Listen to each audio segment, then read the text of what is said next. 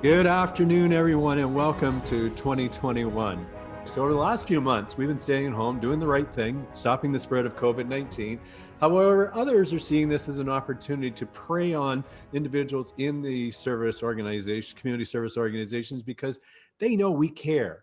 And they know that we care about wanting to make our world a little better. So they find an opportunity to go after us and try to find ways for us to get involved in some of their schemes. Our guest speaker, Leon, today entered the information technology field in 1989, working for INC Computers in London, building, installing, and troubleshooting PCs that were very basic at the time, but he is a computer enthusiast. He even talks about knowing what a VIC-20 and a Commodore 64. I haven't heard those words together in a long time. But it helped him to understand what the computers were like and the networks, even though they were very basic and fundamental at that time. It's growing significantly. Since 1994, he has been self-employed and continues to evolve with the rapidly changing IT industry, currently providing IT support for small businesses with a focus on insurance brokers, plus manufacturing, medical, and other industries. Recent developments related to IT security, or lack thereof, have prompted Leon to pursue an IT niche, cybersecurity. Leon assists small businesses to defend against the constant and unrelentless threats to our systems. It is my pleasure today to welcome Leon Hemeryck as our guest speaker. Leon? Thank you very much, and Happy New Year, everybody. I think it's January 12th, so I'm still allowed to say that. Um, you mentioned those years, and it kind of threw me off. I didn't realize that much time has passed, but we are kind of dealing with an ongoing cybersecurity threat, and it's not going to stop. I mean, sometimes people ask me, why do people attack us? Why are they looking to steal our data? Well, there's value to it. It's the same reason that, Facebook and Google and Gmail and so forth offer free accounts, because that data and the collection of that data is very valuable.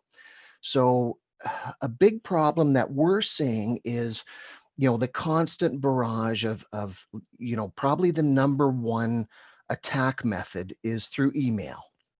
And, I'm sure we've all gotten these emails that are pretty obvious that they're fake and they're malicious, and they're trying to get our information or trying to get us to click on a link, which takes us to a website, which may ask us to download something or for credentials and so forth. So I'm pretty sure we all get those. I mean, I get them constantly. It's never ending. And we just need to kind of establish some just ground rules, some base rules, so that we know how to deal with this stuff, because again, it's not going to stop. Um, a lot of this is what we call phishing emails. And again, it's spelled, P-H-I-S-I-N-G. I don't know why they spell it like that. I guess it's a geek thing, but regardless, phishing is just trying to get something from you. And again, there's multiple things that they try to get. Again, it's sometimes it's a link, again, to a poisoned or a malicious website that's going to ask you to download or install something free. And of course, they make it look wonderful. Um, and again, they're trying to access our data, whether it's in the cloud or in our local computer, it doesn't matter. Once they get into our computer, they can start to access some of our stuff. Um, Another common one is what we call spear phishing or spoofing, where again, I see it more often, where it looks like I get a legitimate email from somebody I know and trust. I mean, it even says in the email, it's from, so-and-so at whateverdomain.com. Oh, I know that person. I email them back and forth all the time. It could even be a coworker or your boss. I mean, I had a recent incident where one user, and she was a pretty new user, and again, it looked very legit. She got an email from her boss, or appeared to be from her boss, that says, can you run out and get $500 in iTunes gift cards? I'm doing a client promo. She ran out, being a good employee, ran out, got $500 in iTunes gift cards, brought them back to the office, replied to the message, and said, okay, I've got them. So the impersonator, because again, this really isn't her boss, it's only impersonating or spoofing her email address. And again, that's all done. It's actually quite easy. Underneath an email message is what's called a message header. And there's a lot of geek stuff there that I won't get into, but there's a lot more information underneath that message that really truly shows where that message is coming from. And anyway, so she replied to the message saying, okay, got these iTunes cards, got a reply shortly saying, oh, can you scratch this cards off because these cards have a certain activation code and provide those to me. So she, again, she's doing her, she's a good employee. She did it. She did that. And now this impersonator has $500 worth of iTunes cards and they sell them on the dark web for maybe 50 cents on the dollar. I don't know. And this happens all the time. It's not just iTunes cards, it's Amazon cards. It's, you name it, anything of value. So that happens a lot.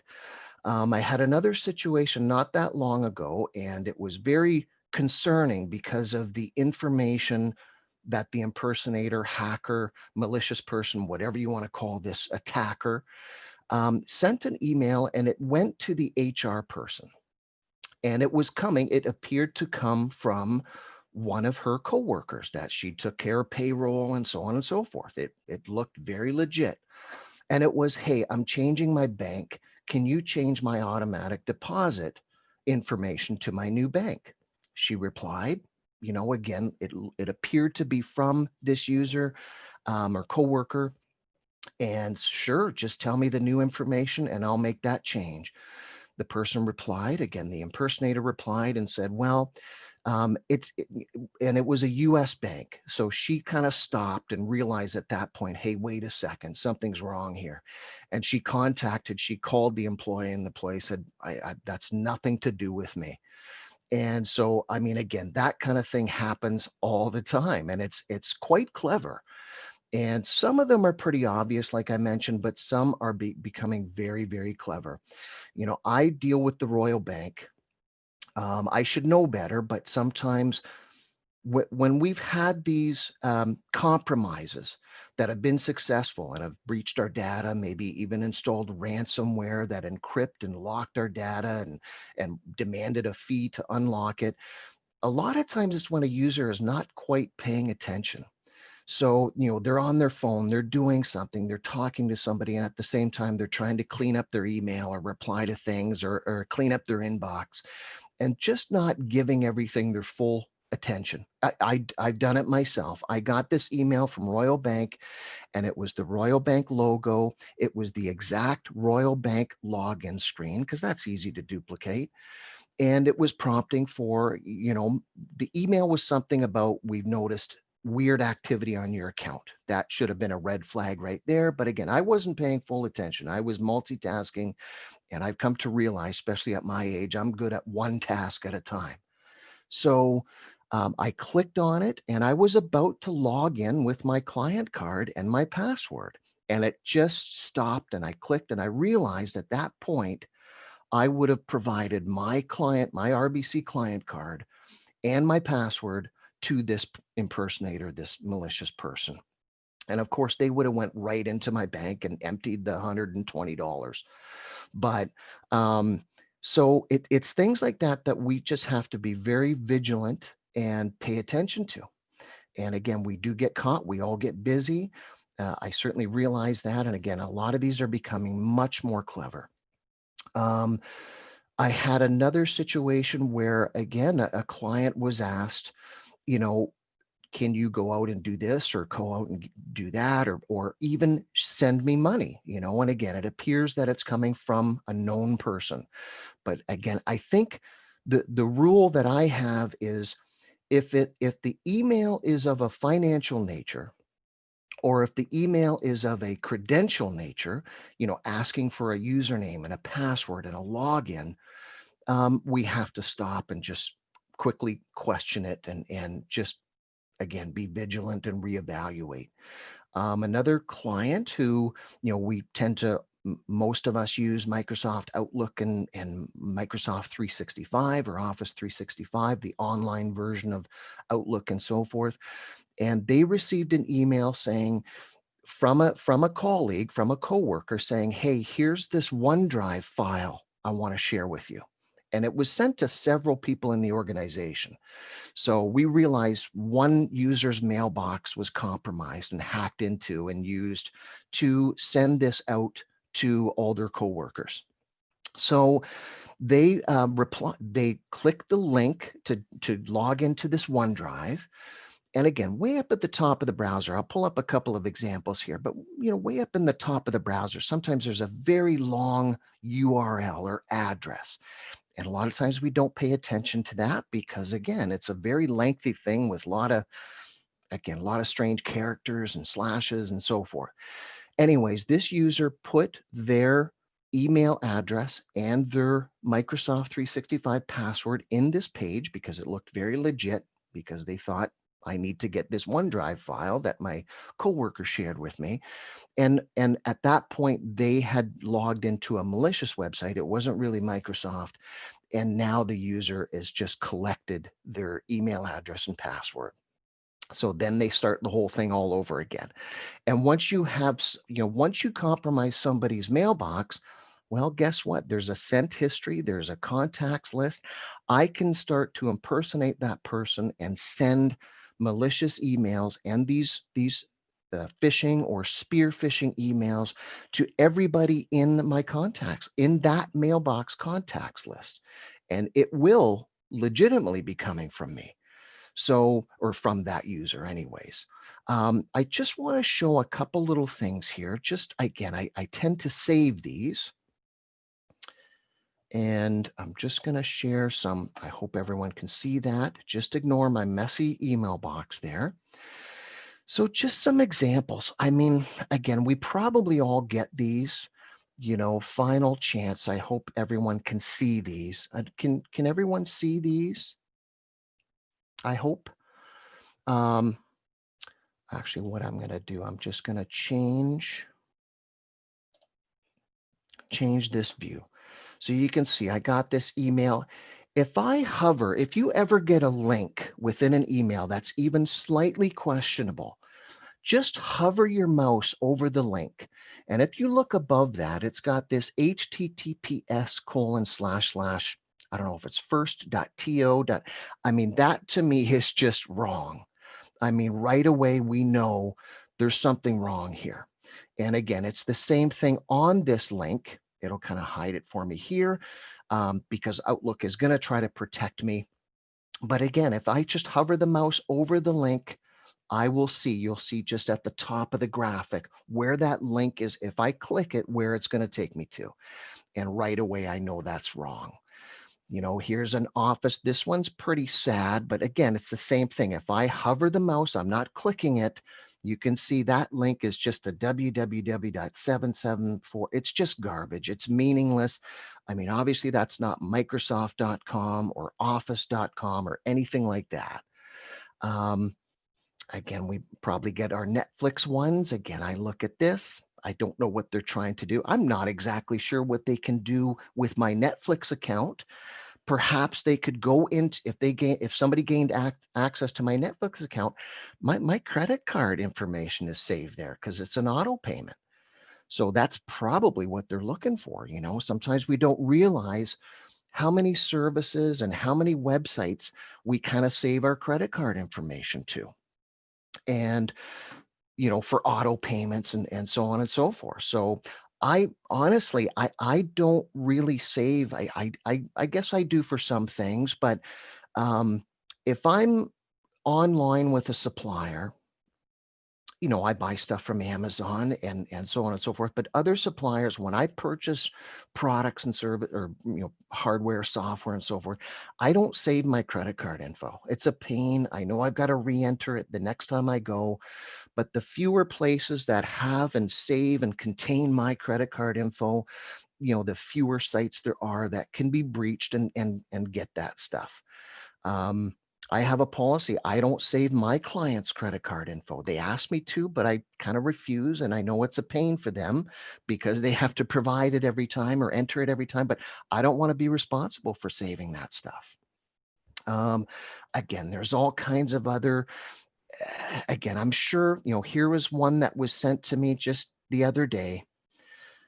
This is a client saying, hey, you've got this fax. Again, if I look at this link again, I'm not clicking on it. It's new-2-pages-fax.my.web. Again, this could be an effort to get me to download a file, open the file, because even, secure files like, we trust PDF files, because they're very common method of sharing files and so forth, but they can be compromised. Older versions of Adobe Reader, which was kind of the default program to open and view and print PDF files, can be compromised. It's amazing how some of these hackers, they're quite, I give them credit as far as the methods that they figure out how to extort some of this stuff is quite impressive. Um, Again, I have a whole bunch more. There's also another one. I don't know. This is not necessarily an email thing, and maybe you've seen this as well.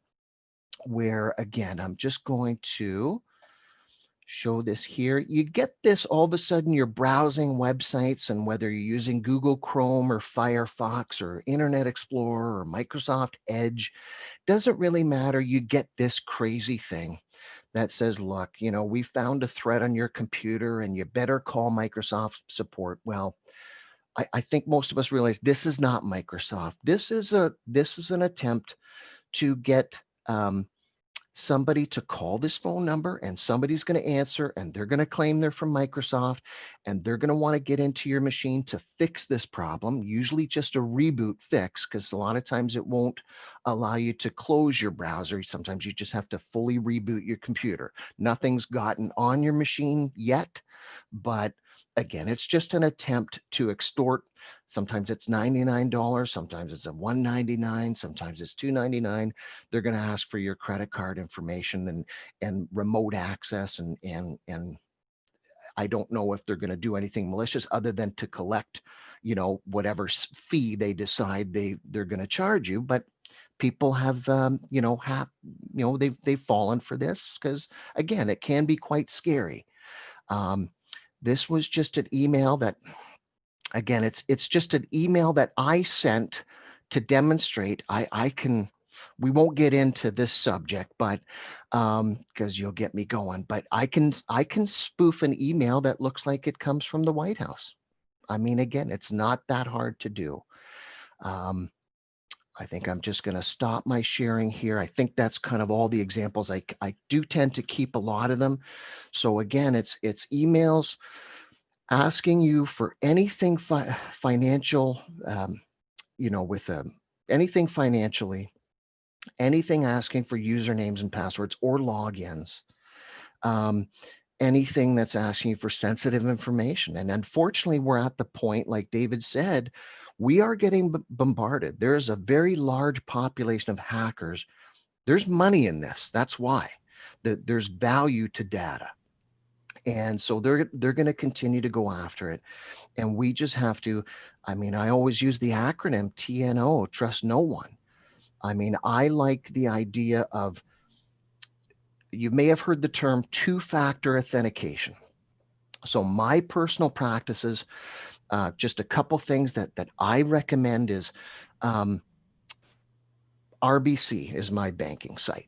So I save a bookmark. I use Chrome for my browser. So I save a bookmark to the RBC login. I don't type every time www.rbc.com or www.royalbank, because you can mistype one character, and a bad person may have taken a site called royal-bank, for example, .com, make it look really close to the Royal Bank site, just asking for your login information.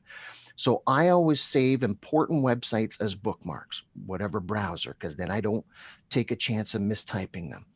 When I log into Royal Bank or my credit card site, I never save the password.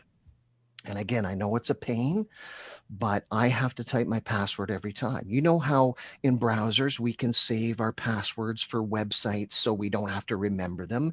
And I do that for non-critical sites, but I kind of use a standard, fairly lengthy password, because again, that's another important thing is password length is critical as far as security. I know we talk about, having an uppercase character and a lowercase letter and a number and a symbol like the at sign and so on and so forth. That's fine, but I always like to have my passwords 12 characters or longer and make it a sentence, and instead of the letter O, use zeros, so you can mix it up that way. But length is very important, I find, secure wise. It's been proven.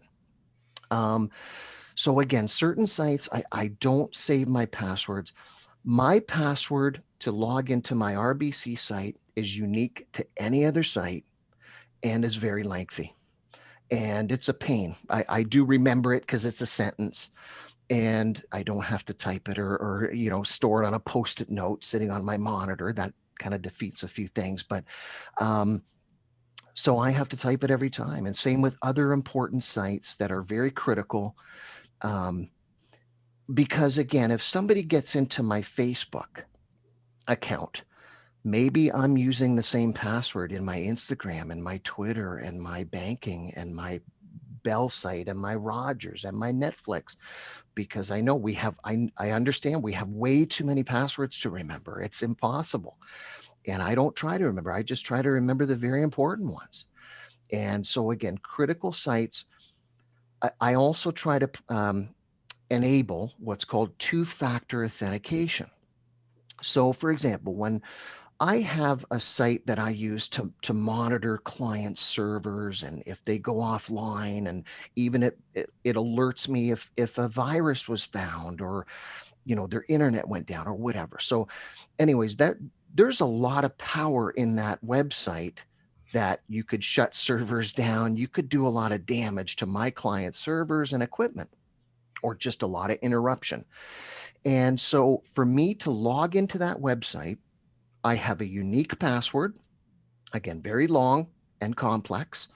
And I also enable two-factor authentication, which means when I log in with my email address and my complex password, I either get a text with a code, or you can use certain applications that Authy and so on and so forth. There's a bunch of third-party little applications that will give you it's a code that's valid for 30 or 60 seconds that I have to enter. So that means I've got 2 steps to go through. And I'm quite surprised that, again, Royal Bank doesn't offer that now. I've complained to them that, look, I want to log into my RBC banking account, but I want two-factor authentication. I want a username and a password, and then I want to be challenged with a code or some other method so that only I can provide. So important sites, again, if it allows you to do, Amazon does, Amazon Web Services, which is where things are hosted and so forth. Again, I believe other banking sites do this. And again, I'm hoping RBC catches up a little bit, because I do want that enabled. There's other sites I don't care too much about, but again, if they ever got in, there's nothing of value there. They may have my name and email address and maybe figure out what my password is, but it's going to be kind of unique to that site, and I won't have any credit card information saved within that site. So and there are, I think there are password management systems that are quite secure. 1Password. I mean, there's a whole bunch of them, and they basically store all your passwords. You have a master password that allows you to go in here, and they will kind of save your passwords and kind of enter them for you when you go to certain sites and so forth. Again, I don't have a problem with that. From my understanding, they are very secure. I think I've become very pessimistic, and I I don't trust things as much as I used to, because you know you don't hear probably of half or 75% of the data breaches that are actually happening. I mean, did you know that the beer store was breached? I don't know what you would find in their database, but is it, debit cards? Is it, other information? I don't know what data of value is there, but they kept that quiet. And I mean, these types of things are happening all the time. I have many colleagues that work for banks, and you'd be surprised. And it's not just banks and critical organizations like that. You'd be shocked as to how often hackers are trying to get into your network. And we can look at that as text through your site and through your routers and firewalls and things like that. But anyways, I know I'm running long here, or I'm getting close to, but again, practice safe computing, which again is question anything of that is financial in nature or credentials in nature. Update your computer, run antivirus. Don't rely on antivirus because it's not bulletproof. And sometimes I think we get a false sense of security because, hey, I bought this antivirus and I'm running it on my computers. And that's good, but you are the most important defense against getting your data breached and compromised. And again, if you're not sure, pick up the phone, make a call, make a text to whoever sent you the email that in question, and just confirm it. So again, I know there's a ton to cover when it comes to cybersecurity. It covers such a huge basis, and I know we can't cover it all, but I know you're going to do your best to protect each other and yourselves. And I'll just kind of shut up at that point. Leon, it's Jim Swan here. Thank you very much for your presentation and for some of the things that you've brought our attention to. We have a couple of questions, and you've seen some of them in terms of handling passwords and so on. One of the questions that's come forward is, can just opening the email compromise your situation, or do you have to click on something within that email before the hacker or the scammer gets access to the data? Outlook itself, that seems to be our most commonly used email client. I mean, I know there's others, but it's become very secure, sometimes annoyingly so, because you may have noticed in newer versions of Outlook, if there's an embedded picture in your email message, when you open it, sometimes you have to click the little thing above that says, hey, go ahead and download pictures. Because again, that picture could be a link. And so what they're really trying to do these days, and again, it's ever evolving, but what they're trying to do is get you to click a link, which is going to take you to a site to either download something, okay, which is just, again, malicious and for obvious reasons, because they're trying to gain access and remote access to your computer without you knowing it. It's like a Trojan horse. Or they're trying to get you to enter credential information because they're just going to steal it and use it themselves.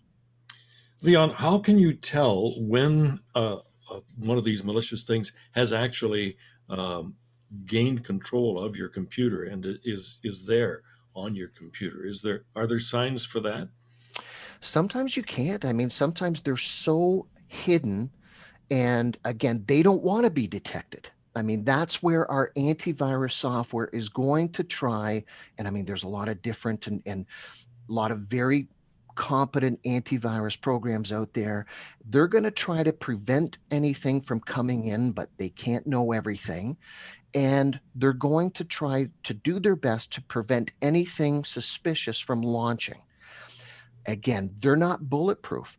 I would say, again, I had a client who was very concerned because their contacts were getting emails that looked like they were coming from him with his signature, his Outlook signature and everything, asking for sensitive information and so forth. And we dug down. We did find something malicious on his machine that was very, very hidden, very well hidden.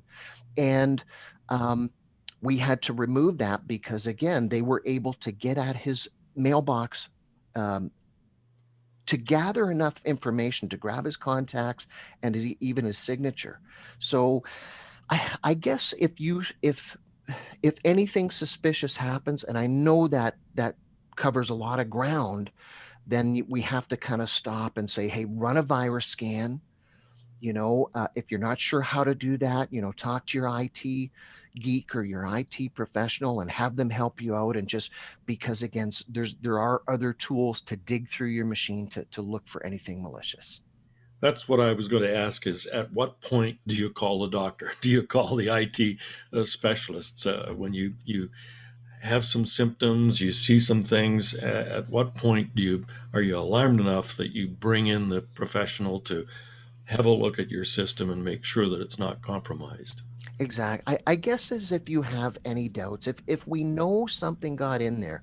For example, my brother, he's an accountant and he should know better. So I scolded him endlessly, but he downloaded what his email was something to the effect of, hey, here's your invoice PDF.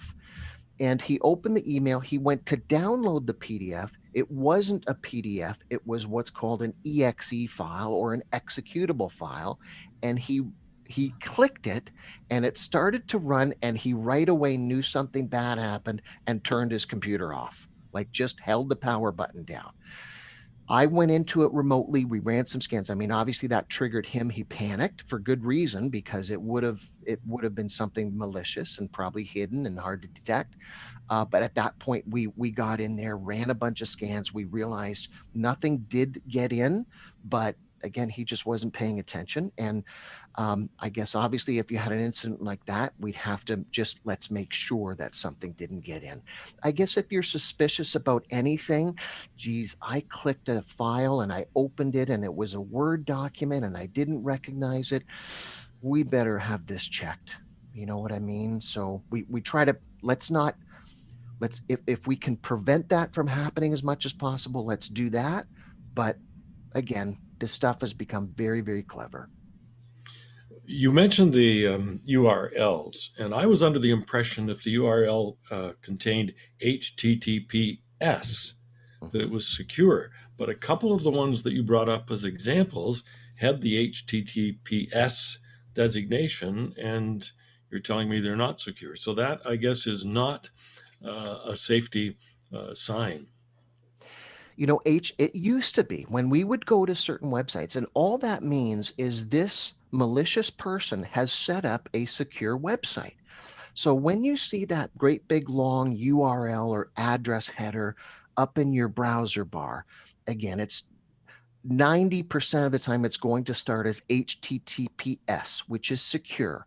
And what that means is between my browser on my computer and that server, the data is encrypted. So people can't kind of grab stuff in between and decrypt it and look at it. All these bad guys are doing is they're creating their own encrypted secure servers. So it's still a malicious site that's trying to do something wrong, but it's secure.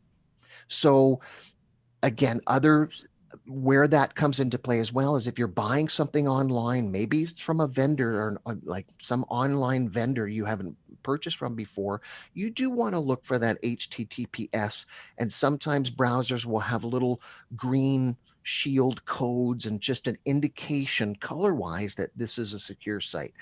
But all that means is some of those examples, that's what they're doing now. They're setting up secure websites maliciously because we trust that HTTPS. Leon, we've talked primarily about the kinds of things that invade our computer or gather our banking information and then can go ahead and use our credit cards or whatever.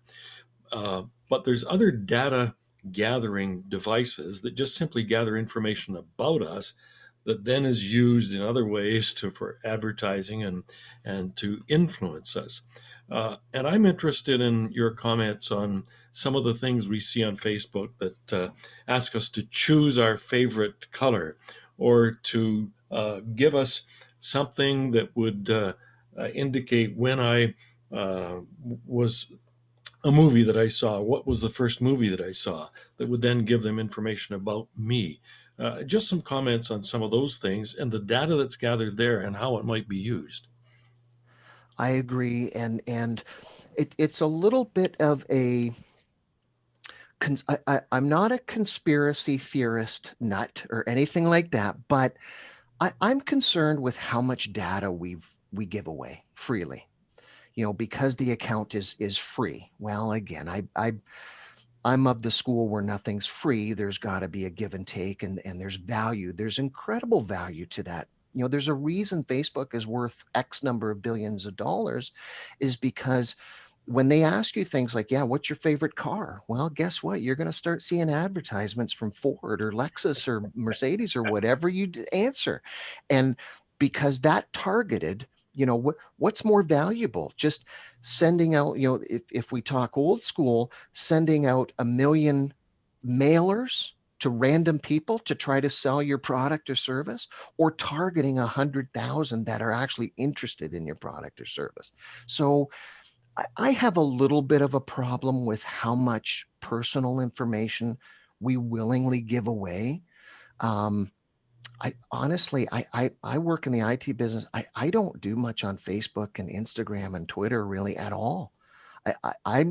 I like to keep my personal data to myself. It's my business. I don't want to give it away. I'm willing to, I guess, to a point. But again, there's value in that data. What's everyone out there trying to do is sell us something. Well, Leon, we thank you very much for using today's technology to bring us up to date with some of the cautions that we should take in using this technology. Thanks very much for your time and for being with us here on today's Noom Zoom. You're very welcome. David? Part of the reason I wanted to make sure that we had this event today was we've had a number of hits throughout the whole district and throughout clubs. And so I want to make sure that we're protecting ourselves and looking after each other. There was a number of Q&As. Like, I've never seen so many Q&As today. We're going to take down those questions and answers and make sure that we've got responses for you for those Q&As if we didn't answer your question already. So again, thank you to our participants. Thank you to our attendees. We had close to 145 today, which is great. And I want you to tell you that the next Noon Zoom is going to be February the 10th. So put that in your calendars. We're going to be kicking off our April 24th Environment Day with help from Professor Stéphane Vachon and students from the Ivy Business School at Western's Department of Environmental and Sustainability, as well as we're going to be talking about our virtual reunion for Youth Exchange members, as well as families and host families of Youth Exchange. So again, on behalf of everybody today, thank you for all that you do and have a great day.